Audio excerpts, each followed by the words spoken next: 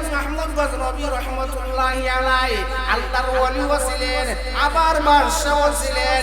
এই সুলতান মাহমুদ গজনবী রহমতুল্লাহি আলাইহির এলাকার মধ্যে ডাকাত বলে ডাকাতি করতে লাগলো। সবাই নালিশ করলো, ও আল্লাহর ওলি সুলতান মাহমুদ গজনবী রহমতুল্লাহি আলাইহি আমরার এলাকার মধ্যে চোররা খাইতে পড়ে গেছে, রাত্রে বেলা ঘুমাইতে পারি না, অনেক ডাকাতি হইতেছে, আপনার বাহিনীগুলা ফাটাইয়া দেন।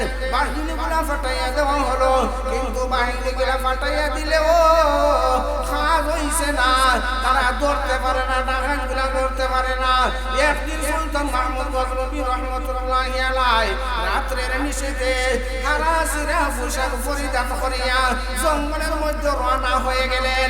জঙ্গলের মধ্যে অর্থাৎ রাস্তার দিকে যাইতে গেলেন, নির্জন স্থানের দিকে হাঁটতে লাগলেন। দেখেন যে কোনো মানুষের আনাগোনা দেখা যায় কিনা। হঠাৎ উনি দেখেন এমন জঙ্গলের একটা স্থান আছে, নির্জন স্থান। কয়েকজন মানুষ একত্রিত হইয়া তারা পরামর্শ করতেছে, আমরা তো এলাকার মধ্যে অনেক জায়গার মধ্যে চুরি করে নিছি, ডাকাতি করে নিছি, আমরা তো এখন ধরা পড়ার সম্ভাবনা বেশি। সুলতান মাহমুদ গজনবীর বাহিনীগুলা চতুর্দিকে আমরারে চুকাইতেছে, আমরা এখন কোথায় যাইব? যদি অজাওয়া লাগে এই এলাকার মধ্যে সুলতান গজনবী রহমতুল্লাহি বাদশার বাড়ি রয়েছে ডাকাতির বাকি, তার বাড়ি ডাকাতি করে আমরা অন্যত্র চলিয়া যাইব। এর মধ্যে সবাই পরামর্শ করতে লাগলো, আজকেই সিদ্ধান্ত গ্রহণ করা হইল, ডাকাতির প্রস্তুতি তারা নিল। এমন সময় সুলতান মাহমুদ গজনবী রহমতুল্লাহি আলাইহি তার সম্মুখে তারা সালাম দিলেন। সালাম দেওয়ার পরে তারা জবাব দিয়ে তাকাইলো, দেখলো বাবারে একজন বৃদ্ধ মানুষ, বুড়া মানুষ, উনি সালাম দিতেছে। পরনের মধ্যে পোশাক হইল হারা, পোশাক ছিঁড়া। এই ব্যক্তি কোথায় থেকে আসলো? তারা হইল, চাচা আপনি কোথায় থেকে আসছেন? বলে রে বাবা, তোমরা যে ধরনের পরামর্শ করতেছো আমিও তোমরার লোকের একজন, আমিও ঢুকাইতেছি ওই সমস্ত মানুষের পাই কিনা। তারা সবাই হতবাক হয়ে গেল, আশ্চর্যজনিত হয়ে গেল। তারা কইল, বলে এটা কিরকম ভাবে সম্ভব? আপনি মুরব্বী মানুষ, মুখের মধ্যে সুন্নতি দাড়ি, আপনি কিরকম ভাবে আমার সাথে এই কাজগুলা করবেন? বলে রে বাবা, আমার দাড়ির মধ্যে একটা গুণ আছে। বলে কি গুণ আছে? বলে আমার সুন্নতি দাড়ির মধ্যে এমন গুণ আছে, যদি তোমরা চুরির ধরা পড়ো, ডাকাতির ধরা পড়ো, আমার সুন্নতি দাড়িরে যেই সময় আমি নাড়া দিব, নাড়া দেওয়ার সাথে সাথে সে অন্ধ হয়ে তোমাদেরকে সারিয়া দিবে।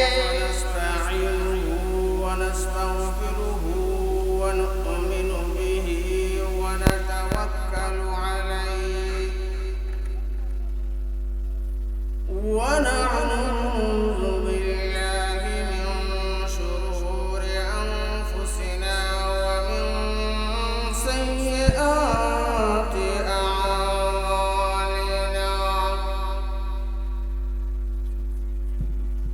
من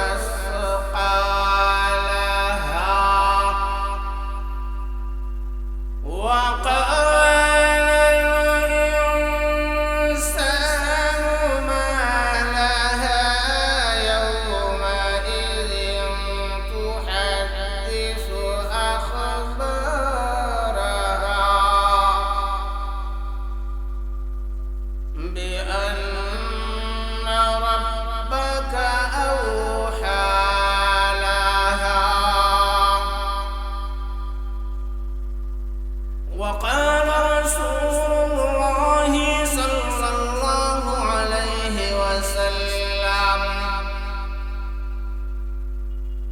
العلماء ورثة الأنبياء الأنبياء لم يورثوا دينارا ولا درهما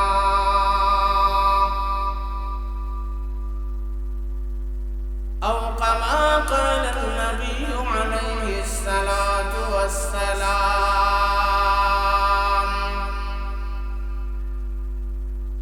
وقال الله تعالى في شان حبيبه ومحبوبه ومعشوقه إن الله وملائكته يصلون على النبي يا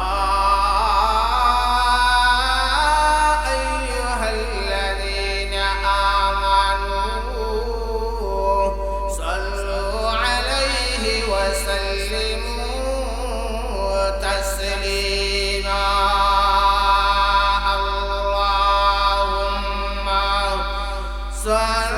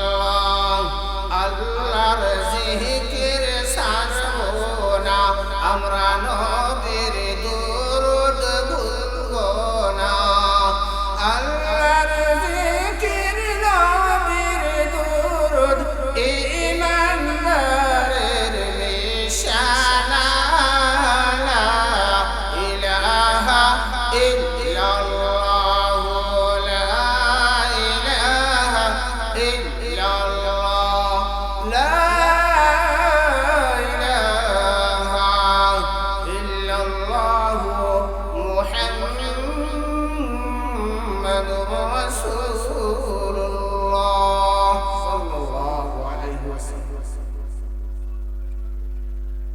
আলহামদুলিল্লাহ আল্লাহ পাক তাবারাক ওয়া তাআলার দরবারে লাখ কোটি শুকরিয়া যে আল্লাহ পাক রব্বুল আলামিন অত্যন্ত দয়া করে মায়া করে ভালোবেসে এই বেহেশতের বাগানে আসার বসার তৌফিক দান করিয়াছেন।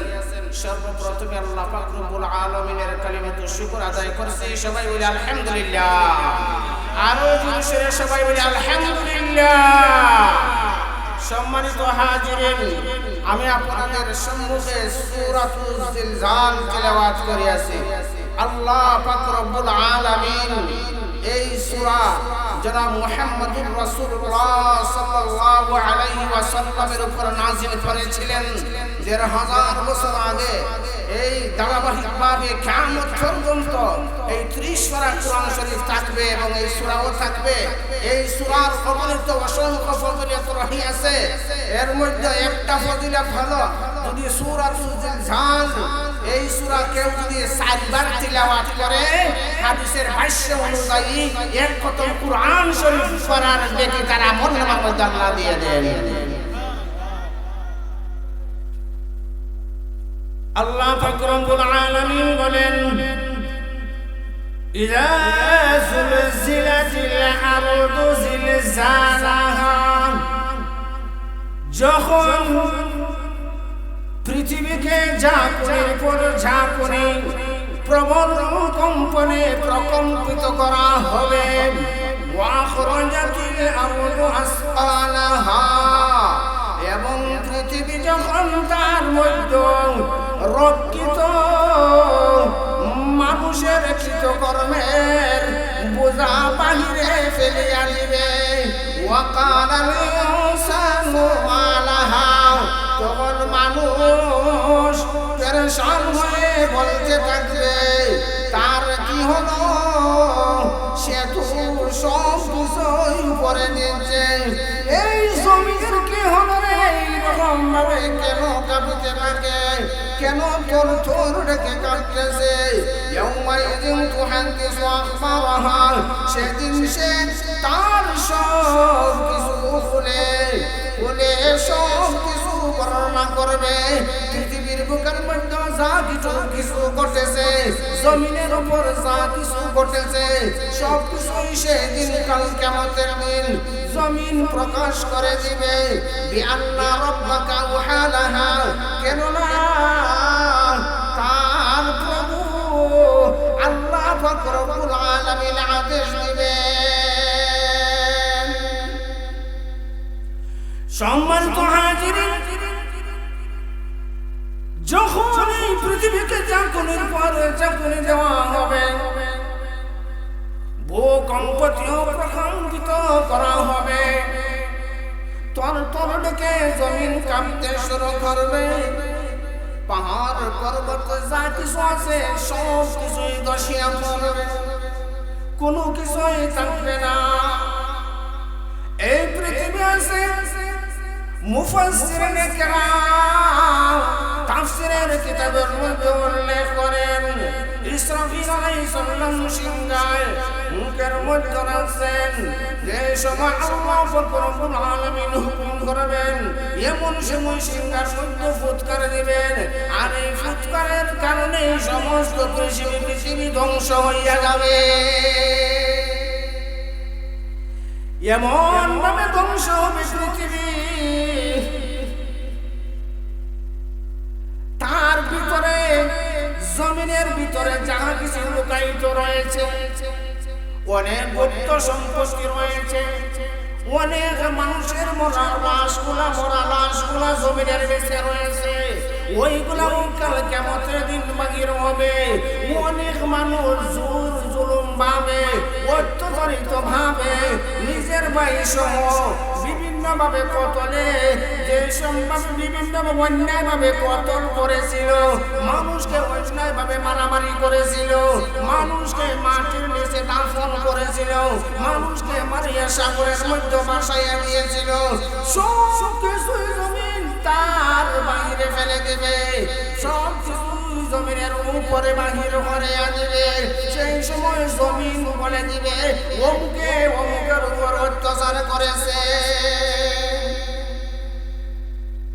যেই সময় এই অবস্থা দেখবে পৃথিবী ভূকম্পে প্রকম্পিত হইতেছে, সব কিছু ভিতরের যাবতীয় গোপনীয় জিনিসগুলা বাহির করিয়া দিতেছে, এই অবস্থা থেকে মানুষ বলবে কি হলো জমিনের কি হলো, কেন তোর ডেকে কেন কাঁপা শুরু করছে? কারণ এই সমস্ত করার একমাত্র উদ্দেশ্য হলো আল্লাহ পাক রব্বুল আলামিন এই জমিনকে হুকুম করবে। ও দুনিয়ার মানুষ, তারা পাপ কাজের মধ্যে লিপ্ত হইতেছো, আল্লাহরে লুকাইতেছো, কিন্তু আল্লাহ সব কিছু দেখতেছেন। মানুষের লুকাইতেছ, মানুষ এই ফাঁসগুলা দেখে না।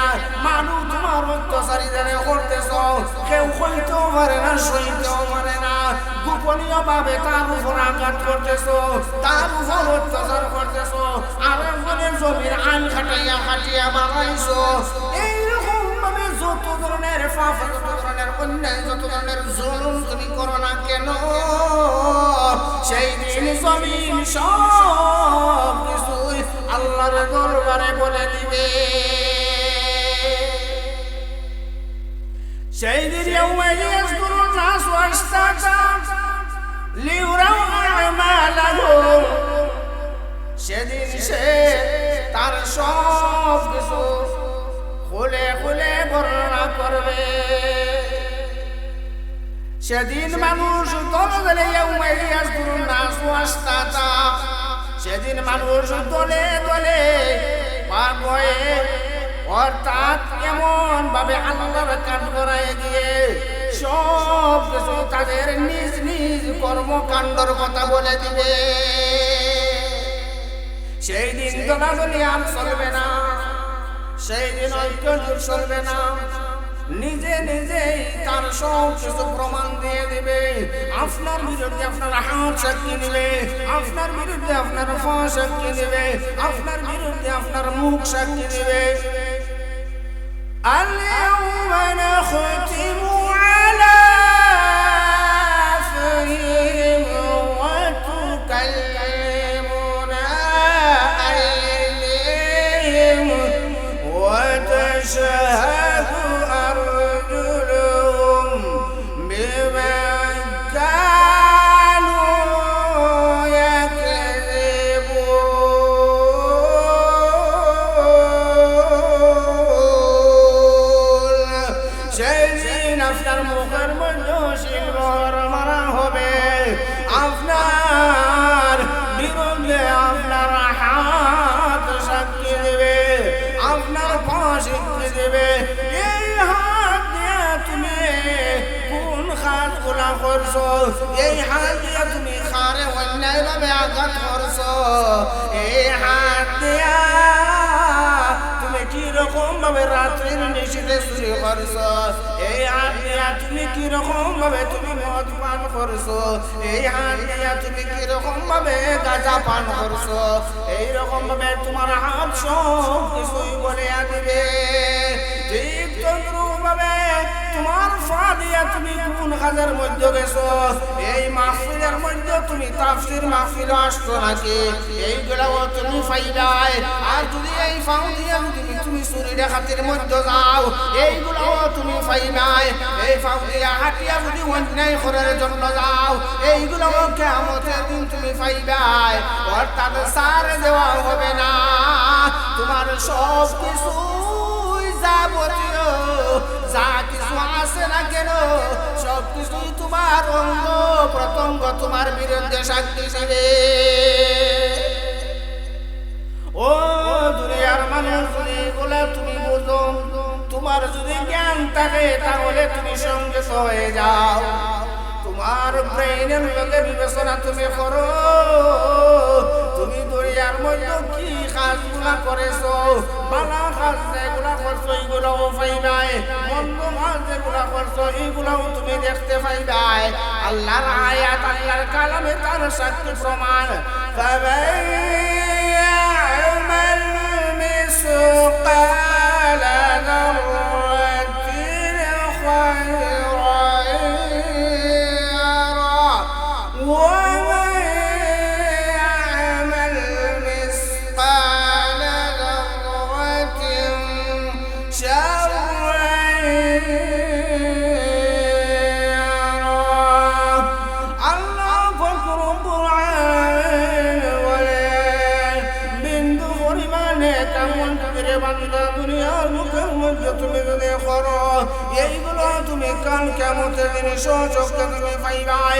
বিন্দু পরিমাণ বদ আমল যদি তুমি করো, গুনার কাজগুলো করো, এইগুলোও তুমি পাইবাই। কাল কিয়ামতের দিন তোমার চক্ষুর সম্মুখে তোমার রিপোর্টগুলো তুলে ধরা হবে, তোমার কৃতকর্মের রিপোর্টগুলো তুলে ধরা হবে, তুমি কি করছ দুনিয়ার বুকের মধ্যে সব কিছু তোমার চক্ষুর সম্মুখে তুলে ধরা হবে। সেই দিন তুমি ফরা জানবে, যেই সময় নেক কাজগুলা করেছো এইগুলাও তোমার লেখা আছে, বদ কাজগুলা করেছো এইগুলাও তোমার লেখা আছে। অর্থাৎ সব কিছু একটা নেক আমল অথবা একটা বদ আমল কোনো কিছুই ছাড় দেওয়া হবে না, সব কিছুই তোমার চক্ষুর সম্মুখে রিপোর্টগুলা তুলে ধরা হবে। আর তুমি সেই দিন আফসোস করবাই, চিন্তা করবাই, আল্লাহ তোমার চোখের কুদরতি ক্ষমতা পাওয়ার আল্লাহ বাড়াইয়া দেবে। এর মধ্যে একটা ঘটনা আনছেন সুলতান মাহমুদ গজনবী রহমতুল্লাহি আলাইহি, আল্লাহর ওলিও ছিলেন আবার বাদশাও ছিলেন। এই সুলতান মাহমুদ গজনবী রহমতুল্লাহি আলাইহির এলাকার মধ্যে ডাকাত বলে ডাকাতি করতে লাগলো। সবাই নালিশ করলো, ও আল্লাহর ওলি সুলতান মাহমুদ গজনবী রহমতুল্লাহি আলাইহি, আমরা এলাকার মধ্যে চোরটা খাইতে পড়ে গেছে, রাত্রে বেলা ঘুমাইতে পারি না, অনেক ডাকাতি হইতেছে, আপনার বাহিনীগুলা ফাটাইয়া দেন। বাহিনীগুলা ফাটাইয়া দেওয়া হলো, কিন্তু বাহিনীগুলা ফাটাইয়া দিলেও কাজ হইছে না, তারা ধরতে পারে না, ডাকাতগুলা ধরতে পারে না। একদিন সুলতান মাহমুদ গজনবী রহমতুল্লাহি আলাইহি রাত্রের নিশীথে হারাসিরা পোশাক পরিধান করিয়া জঙ্গলের মধ্যে রওনা হয়ে গেলেন। জঙ্গলের মধ্যে অর্থাৎ রাস্তার দিকে যাইতে গেলেন, নির্জন স্থানের দিকে হাঁটতে লাগলেন।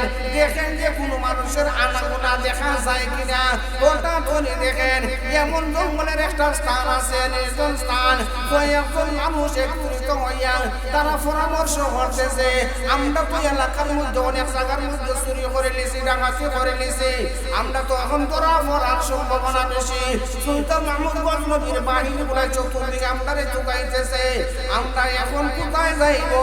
যদি অজাওয়া লাগে এই এলাকার মধ্যে সুলতান গজনবী রহমতুল্লাহি বাদশার বাড়ি রয়েছে ডাকাতির বাকি, তার বাড়ি ডাকাতি করে আমরা অন্যত্র চলিয়া যাইব। এর মধ্যে সবাই পরামর্শ করতে লাগলো, আজকেই সিদ্ধান্ত গ্রহণ করা হইল, ডাকাতির প্রস্তুতি তারা নিল। এমন সময় সুলতান মাহমুদ গজনবী রহমতুল্লাহি আলাইহি তার সম্মুখে তারা সালাম দিলেন। সালাম দেওয়ার পরে তারা জবাব দিয়ে তাকাইলো, দেখলো বাবারে একজন বৃদ্ধ মানুষ, বুড়া মানুষ, উনি সালাম দিতেছে। পোশাক পরনের মধ্যে পোশাক হইল হারা, পোশাক ছিঁড়া। এই ব্যক্তি কোথায় থেকে আসলো? তারা হইল, চাচা আপনি কোথায় থেকে আসছেন? বলে রে বাবা, তোমরা যে ধরনের পরামর্শ করতেছ আমিও তোমরার লোকের একজন, আমিও ঢুকাইতেছি ওই সমস্ত মানুষদের পাই কিনা। তারা সবাই হতবাক হয়ে গেল, আশ্চর্যজনিত হয়ে গেল।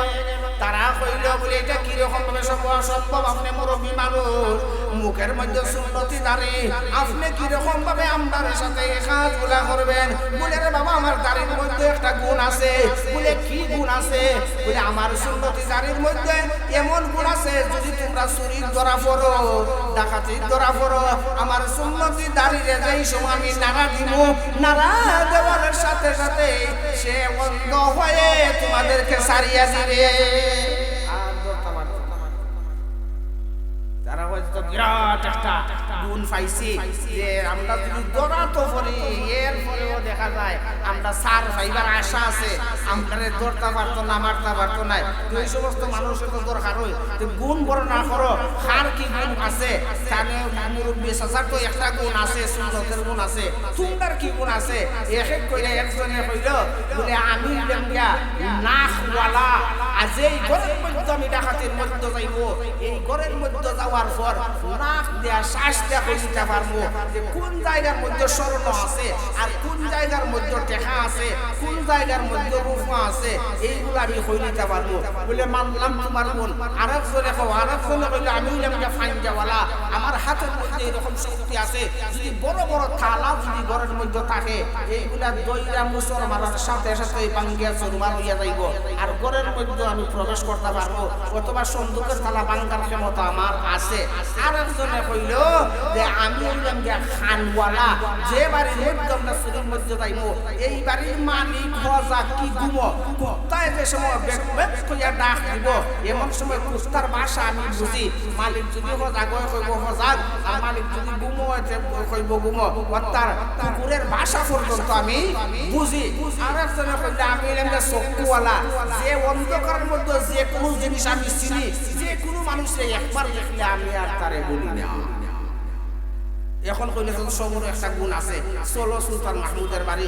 সুলতান মাহমুদের বাড়ির মধ্যে গেল, যে সময় বাড়ির মধ্যে যাওয়ার পর উঠানের মধ্যে গেল, এই সময় সুলতান মাহমুদ গজনবী রহমতুল্লাহ বাড়ির বাদশার বাড়ির পুকুরে বেদ কইলে গায়া কয়, ও ডাকাতের দল জাননে খার বাড়ি ডাকাতে আইছো রে মালিক তোমরা সাথে আছে। মালিক কয় আছে? মালিক তারা সাথে আছে। তারা একজনে আরেকজনের বাড়িতে চাইয়ে তারা দেখে যে খে মালিক, তারা সন্দেহ করে বলে চাচা মনে হয় আপনি মালিক, আপনি মনে হয় বাদশা। চাচাই কইলে সুলতান মাহমুদ গজনবী রহমতুল্লাহ কইলে বাবা আমার পরনে খারাপ ছিল কাপড়, আর আমি গরিব মানুষ, আমি তোমার মতো আমি এই খামলা হই, তোমরা কেন আমার সন্দেহ করো? মনে হয় খানওয়ালার খান মনে হয় নষ্ট হয়ে গেছে, একশন মনে হয় নষ্ট হয়ে গেছে। এর লাগি তোমরা আমারে এই যে দোষারোপ করতেছো। যাও যাও চুরি ডাকাতি করো, ইনশাআল্লাহ চুরি করা যাইবো। তাই ইনশাআল্লাহ কইছি দোষের জানাই যে তারা গেছে যে চুরির মধ্যে গেছে, ডাকাতি করছে, মাল সামান বাহির করছে। বাহির করার পর তারা এক জায়গার মধ্যে নির্দিষ্ট স্থানের মধ্যে মাল রাখছে। সুলতান মাহমুদ গজনবী বলে আমি মুরব্বী মানুষ, আমি তো ঠিকানা জানি না, নতুন ভর্তি হয়েছে ডাকাতি চুরি তোমরার লোকে, তোমরার নাম ঠিকানাটা একটু দিয়া দেও যে তোমরা সে কোন জায়গার। তারা নাম ঠিকানা দিল, বলে আগামীকালকে রাত্রে নিশিতে আমরা আবার এখানে ওই মালটা বেন্টন কইরা নিব, স্বর্ণর টাকা পয়সা যা আছে বাদশার বাড়ির মাল তো আমরা পাঠিয়ে নিব। রাত্রে আইবার আগে দিনের বেলা ফজরের নামাজের পরে যারা নাম ঠিকানা দিয়া গেছে এরা চতুর্দিকে বাড়িকে পরিবেষ্টন করিয়া আর এরারে দইরা যে সময় দইরা হলাইছে, চতুর্দিকে ঘোষণা করা হয়েছে সুলতান মাহমুদ গজনবী বাদশার বাড়ি ডাকাতি হয়েছে, ডাকাত কুলারে ধরা হয়েছে। এখন বিচারের কাজ করা হবে, কাজ করা হবে। বিচার করার জন্য এলাকার তিনি গণ্যমান্য বিশিষ্ট মানুষ আসছেন, আর বাদশা তো নিজেই আছেন। এখন দেখা যায় এলাকার মানুষ মাঠ পরিয়েছে, বাদশা নিজেও বাদশাহী পোশাক পরিধান করিয়া মাঠের মধ্যে গেছেন বিচার করার মধ্যে। স্টেজের মধ্যে উঠিছেন, স্টেজের মধ্যে উঠে বিচারের চেয়ারের মধ্যে বসিছেন। বসার পরে বাদশাহ ঘোষণা করলেন যে এরা বাদশার বাড়ি ডাকাতি করার কারণে এরার হুকুম হইল, বিচারের রায় হইল এরারে ফাঁসি দেওয়া। ফাঁসির কথা শুনলে ফোকাস এই মানুষ আর হুশ থাকে না, দুনিয়ার মধ্যে বাঁচার কোনো আশা থাকে না। ফাঁসির রায় ঘোষণা করা হইল। এখন তো সবাই খান্দার রোল শুরু হয়েছে, সবাই খালি খান্দে।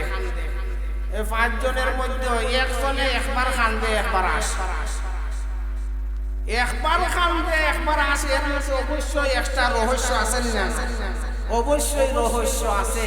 মানে জিজ্ঞাসা করাইল, এই বেটা তোর কি মরার দি কোনো ভয় নাই? একটু পরে তোর হাসি। এখন তুই একবার কান্দস আর একবার হাসস কেনে, তার কারণ কি? এই ব্যক্তি কইল, বাদশাহ ফাঁসের রায় যেহেতু কার্যকারী হয়ে গেছে, অল্প কিছুক্ষণের মধ্যে আপনার আদেশে ফাঁসি হয়ে যাবে। যাওয়ার আগে আমি সত্য কথাটা বলিয়া যাই, আগামীকালকে রাত্রে, গতকালকে রাত্রে যে চুরি করা হয়েছে, ডাকাতি করা হয়েছে, এই ডাকাতির মধ্যে আপনিও তো আমদার সাথে ছিলেন। যেই সময় কথা কইছ হওয়ার সাথে সাথে বাদশা কইলা বলে কেমনে? এই চক্ষুওয়ালায় জবাব দিল, আমি বলেছিলাম আমার বোন হইল চক্ষুওয়ালা, যারে একদিন আমি দেখি তারে কোনোদিন বলি নাই। আল্লাহ আমার চক্ষুর মধ্যে এই গুণগুলা দিয়েছেন, পাওয়ার বাড়িয়ে দিয়েছেন।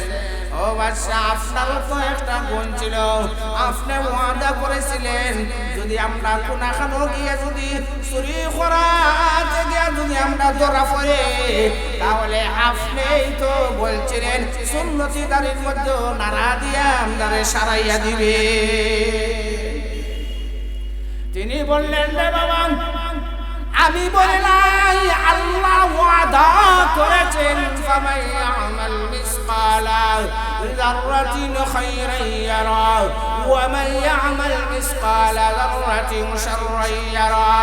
যে বিন্দু পরিমাণ নেক কাজগুলো পৃথিবীর বুকের মধ্যে করবে, এইগুলোও কাল কিয়ামতের দিন চোখে তারা দেখবে। যে বিন্দু পরিমাণ বদ আমলগুলো করবে, এইগুলোও কাল কিয়ামতের দিন দেখবে। আল্লাহ তোমার চক্ষুর পাওয়ার বাড়াইয়া দিয়েছেন।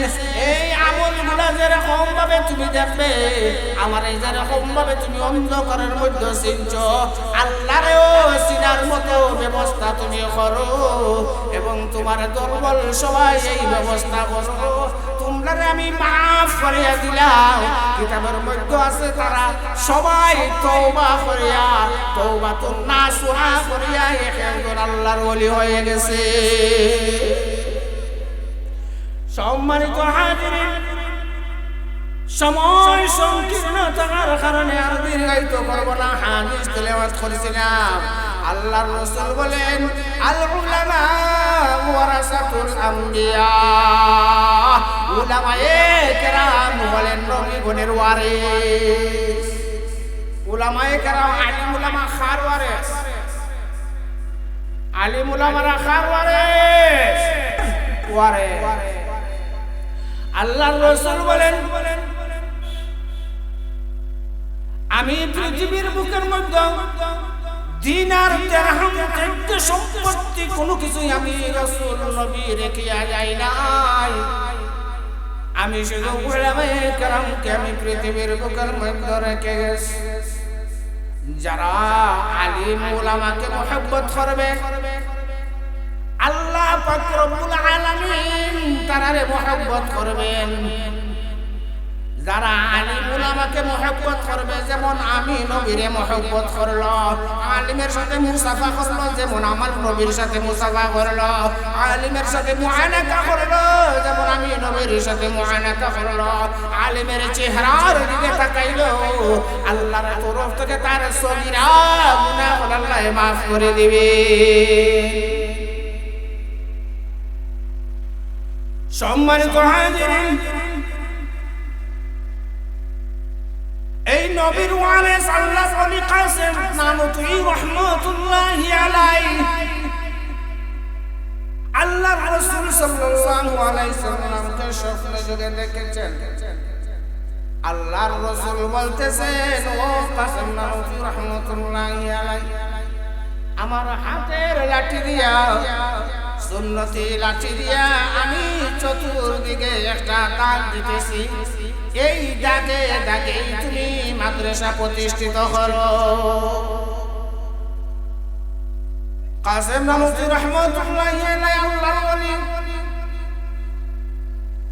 স্বপ্নে দেওয়া আল্লাহর রাসূলের লাঠির দেওয়া যে দাগ, ঘুম থেকে উঠে তিনি সত্যই দেখলেন আল্লাহর রাসূল যে দাগ দেখাইয়া দিছেন, এই দাগ মাটির মধ্যে দেখা যাইতেছে।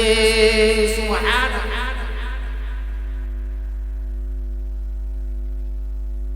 আল্লাহর ওলি নবীর দেওয়া দাগ অনুসরণ করে মাদ্রাসা প্রতিষ্ঠিত করতে লাগলেন। এক পর্যায়ে মাদ্রাসার কাজ চালু হইতেছে, অন্যদিকে দেখা যায় ছাত্রগণ ভর্তি হইতেছে, ইসলামের কাজ শুরু হইতেছে। ও ভাই বন্ধু মুসলমান, যদি মাদ্রাসা পৃথিবীর মধ্যে যদি না থাকে, তাহলে দিন ধ্বংস হয়ে যাবে। দিন রক্ষার একমাত্রই কারিগর হইল মাদ্রাসার প্রতিষ্ঠানগুলো। আল্লাহর ওলি মাদ্রাসার মধ্যে দরস দিতেছেন, পড়াইতেছেন।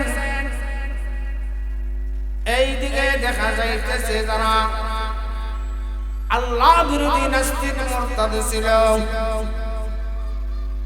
এর আর সহ্য হইতেছে না। যদি মাদ্রাসা প্রতিষ্ঠিত হয়ে যায় তাহলে তো দিনের ঝান্ডা উত্তোলন হয়ে যাবে, চতুর্দিকে দিন প্রচার হইতে থাকবে। এরা সবাই ষড়যন্ত্র করে গোপনীয়ভাবে মিটিং ডাকিয়ে তারা বলল এই মাদ্রাসা বন্ধ করার জন্য একটা ষড়যন্ত্র করতে হবে। আমরা কাসেম নানভী রহমাতুল্লাহি আলাইহি আমরা দাওয়াত দেব আর ওয়াজ করার কথা বলবো।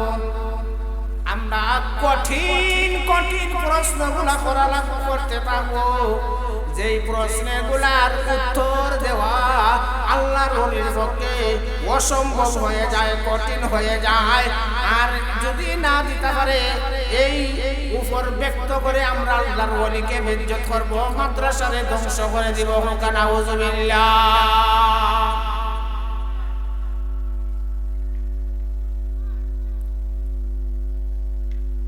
এক পর্যায়ে আল্লাহর ওলিকে পাশে গিয়ে দাওয়াত দিল, হুজুর নবীর ঘর মাদ্রাসা তৈরি করছেন, ইলমের দ্বীনের ফ্যাক্টরি তৈরি করছেন, বড় ভাগ্য আমাদের এলাকার মানুষের। আমরা একটা ওয়াজ মাহফিল করাইতেছি, আপনার দাওয়াত অমুক সময় অমুক পারে আপনি গিয়া বয়ান করবেন, ওয়াজ করবেন। হুজুর অমুক সময় অমুক পারে গেলেন, ওয়াজ করতেন, স্টেজের মধ্যে উঠলেন, খুতবা পড়লেন, ওয়াজ শুরু করবেন। এমন সময় কে যেন কানে কানে বলতেছে, হাম দিতেছে, ও কাসেম নানভী রহমাতুল্লাহি আলাইহি তুমি যে ওয়াজ করবা এখন তোমারে কঠিন 40টা প্রশ্ন করা হবে। এই প্রথম প্রশ্ন, এই দ্বিতীয় প্রশ্ন, এই তৃতীয় প্রশ্ন, ও কাসেম নানভী রহমাতুল্লাহি আলাইহি এই প্রশ্নগুলোর জবাব তুমি নিজে পড়ে নিজে উত্তর দিয়ে দাও। আল্লাহর ওলিগণের প্রতি আল্লাহর পক্ষ থেকে আয় ইলহাম, আর নবীগণের প্রতি আল্লাহর পক্ষ থেকে আয় ফেরেশতার মাধ্যমে ওহী। ইলহাম দেওয়ার পর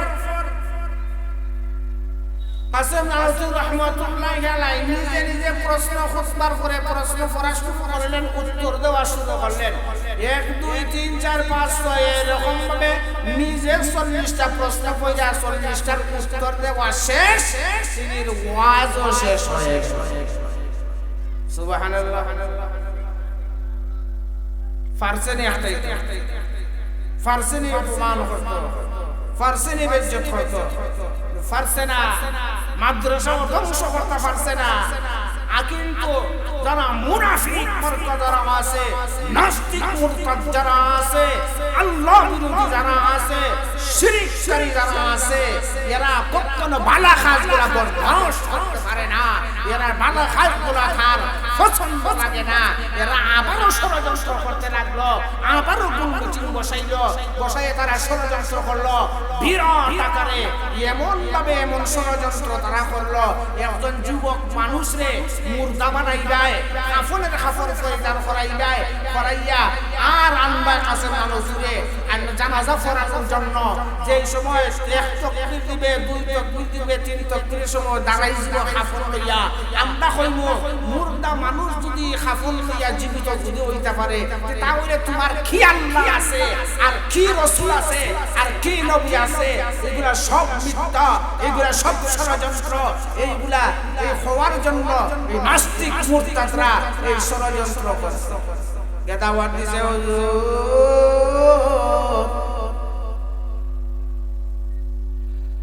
আমরা অনেক বাইন্দুবান আমাদের এলাকার মধ্যে আপনি দিন প্রতিষ্ঠিত করতেছেন।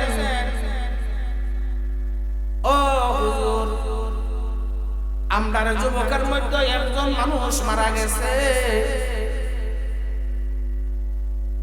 আপনি জানাজা পড়ানোর জন্য অমুক টাইম দেওয়া হইল, আপনি আসিয়া জানাজার নামাজ পড়াইবেন।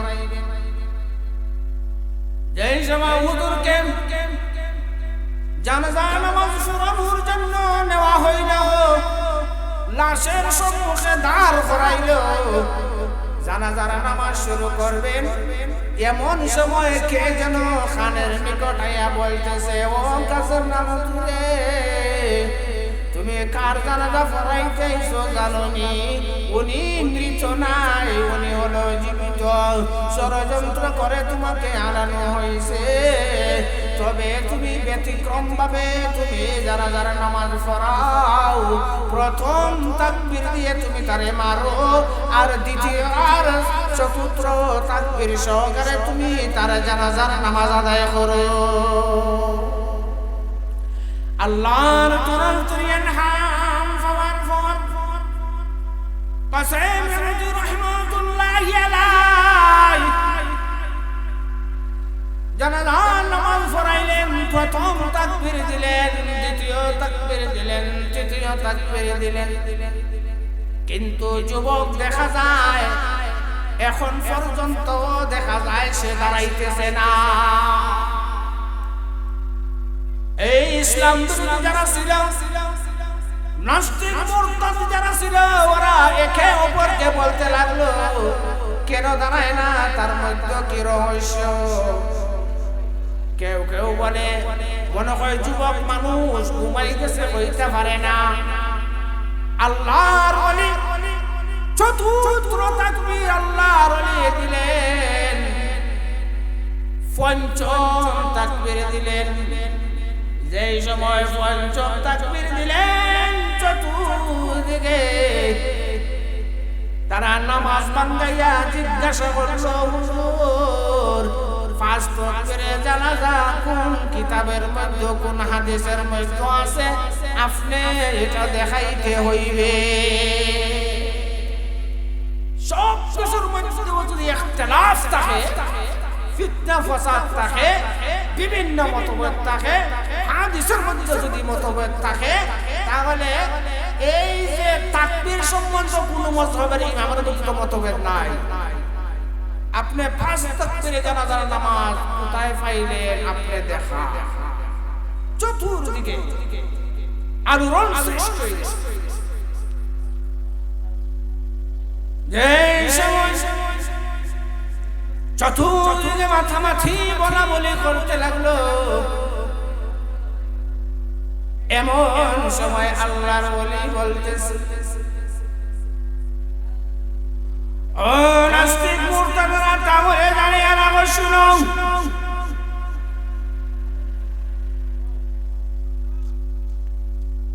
আপনারা যে ষড়যন্ত্র আমাকে এখানে হাজির করেছেন,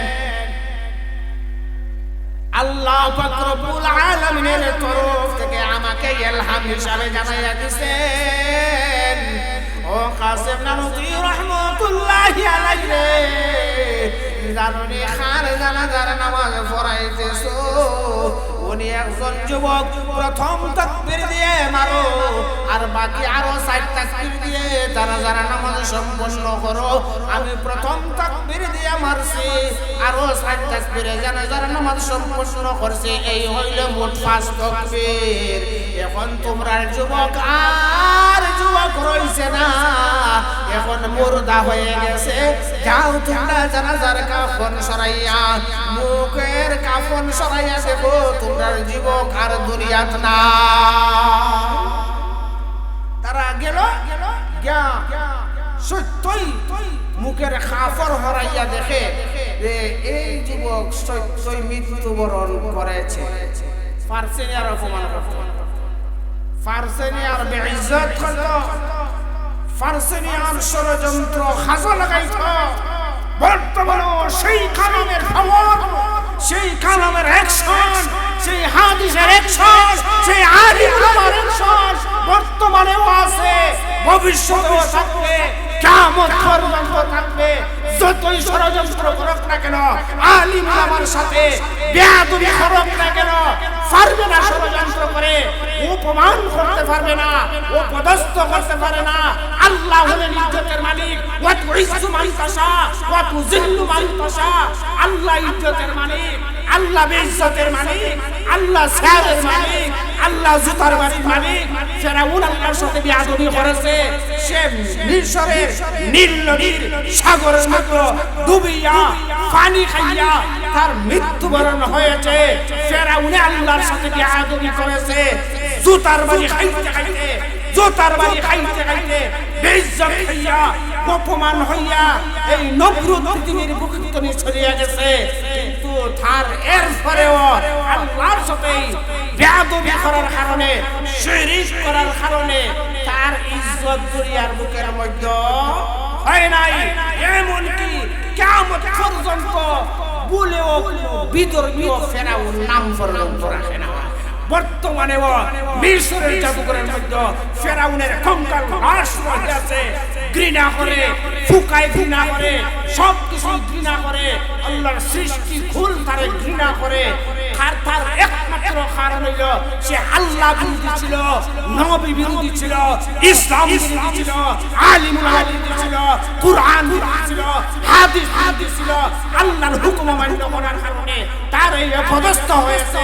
আল্লাহর আইন অমান্য করার কারণে তারা বেইজ্জত হয়েছে, অপমান হয়েছে।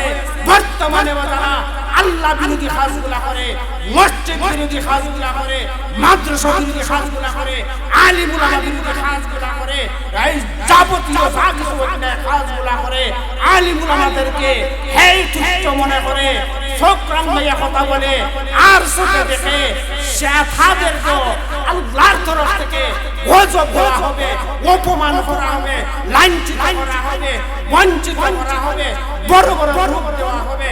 তাদেরকেও দুনিয়ার মূল্য শান্তিতে ভাত খাইয়া, শান্তিতে জীবনকে পরিচালনা কইরা যাইতে পারবে না।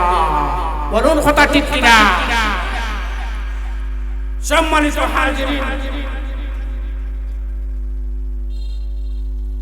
সময় সংকীর্ণ থাকার কারণে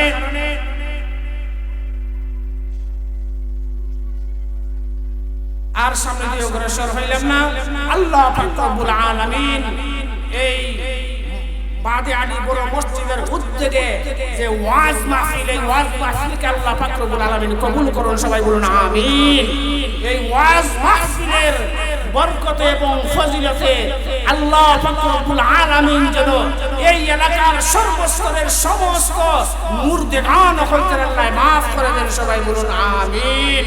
এই ওয়াজের মধ্যে যারা সহযোগিতা করেছেন, অর্থ দিয়েছেন, সব কিছু দিয়া সহযোগিতা করেছেন, ভালো পরামর্শ দিয়েছেন, আল্লাহ যেন তাদের মা বাবা, দাদা দাদি, আত্মীয় স্বজন সবাইকে মাফ করে দেন। সবাই বলুন আমিন। ওয়া আখিরু দাওয়ানা আনিল হামদুলিল্লাহি রাব্বিল আলামিন।